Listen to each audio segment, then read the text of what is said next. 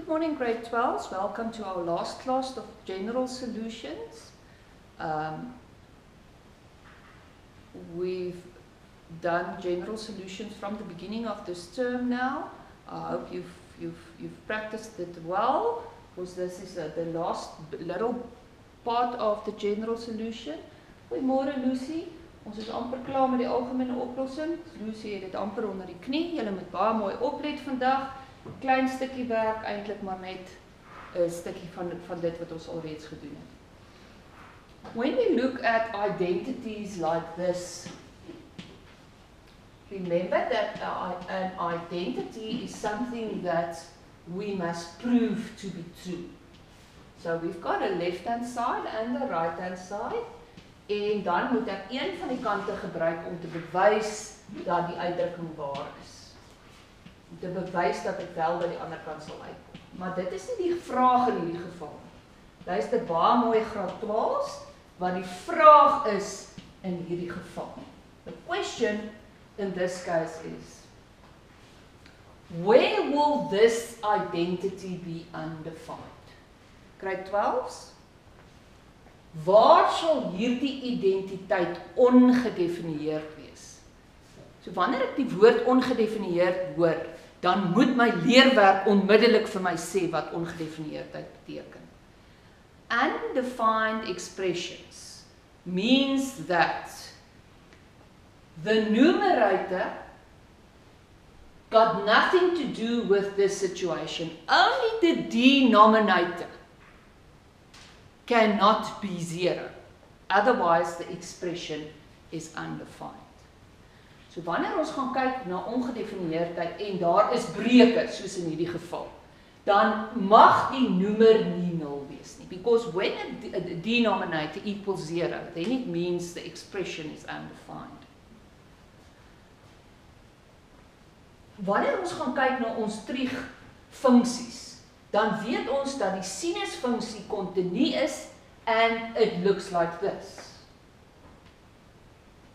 There is no place on our sinus curve that's undefined, as well as in our cosinus function.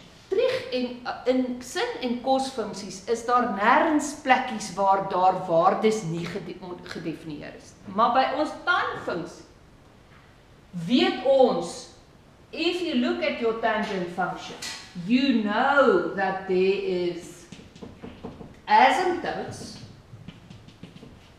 and the asymptotes shows us that there's no values defined at that specific spaces.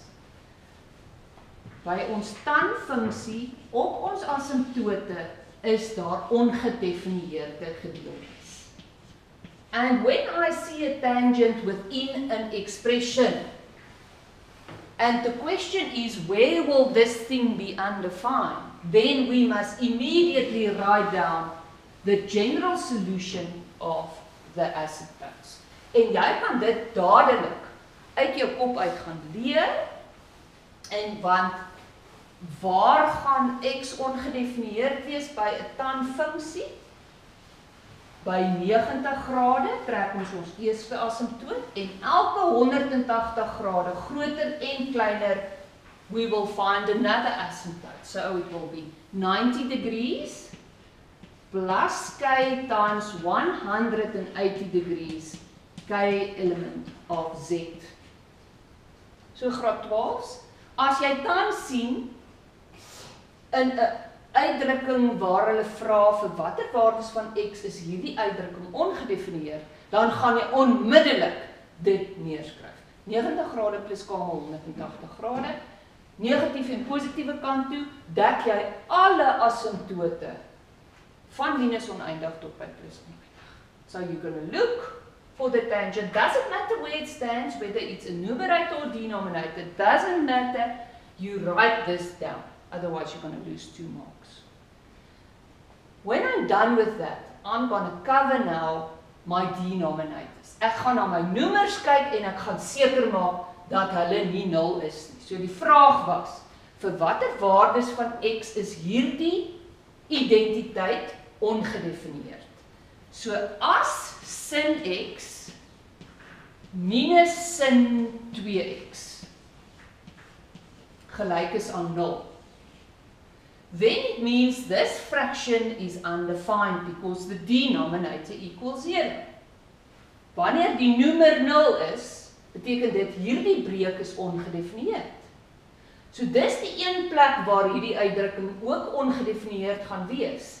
En nou kan ek dit dood eenvoudig oplos deur te sê, if I take this thing to the other side of the equals 2, then I've got a trig expression on this side and that side that's exactly the same. En ons weet mos nou al, as ek 'n sin en 'n sin aan weerskante van my is gelyk aan het, dan hoef ek nie 'n verwysingshoek te gaan uitwerk met my sakrekenaar nie.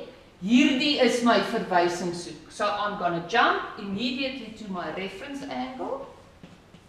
And my reference angle in this case is going to be 2x. So my general solution is going to be, in what quadrant will the sinus curve be positive?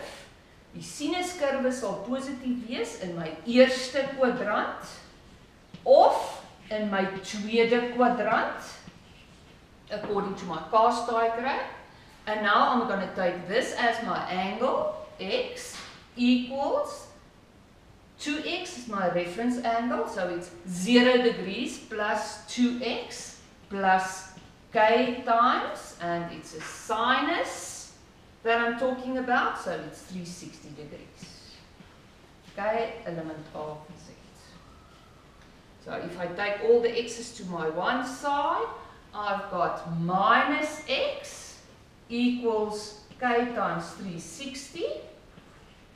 And if I divide with the minus, I've got minus k 360. In my second quadrant,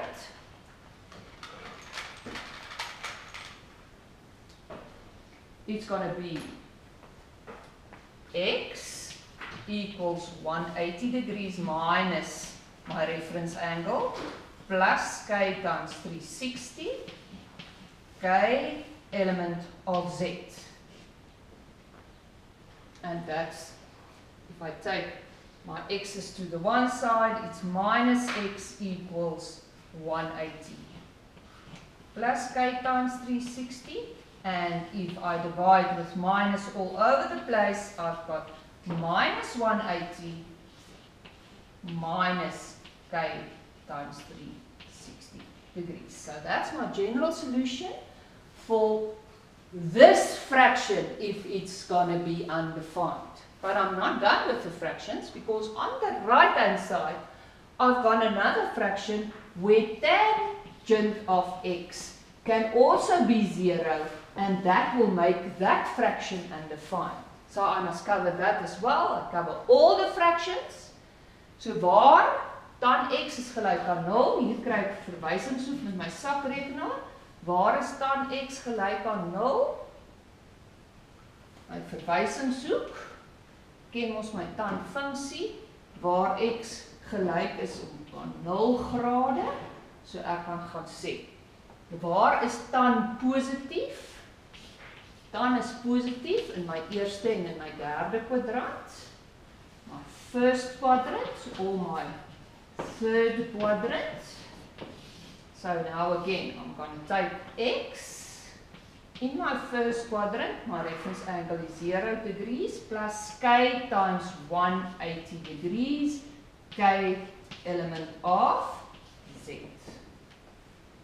And in my third quadrant, there it is, it's 180 plus 0 degrees. So x will be 180 plus 0 degrees plus k times 180 degrees, k element of z.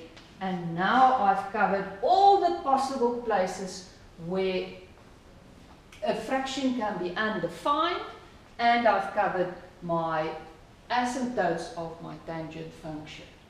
And now I've answered my question in full. The question, where will this identity be undefined? Maak seker graad 12 dat ek my noemers hanteer van my breuke, sowel as my tan funksie. Kom ons gaan oefen dit, oefening 11 op bladsy 172, gaan kyk op die groep watter huiswerk moet julle doen. Sien julle môre.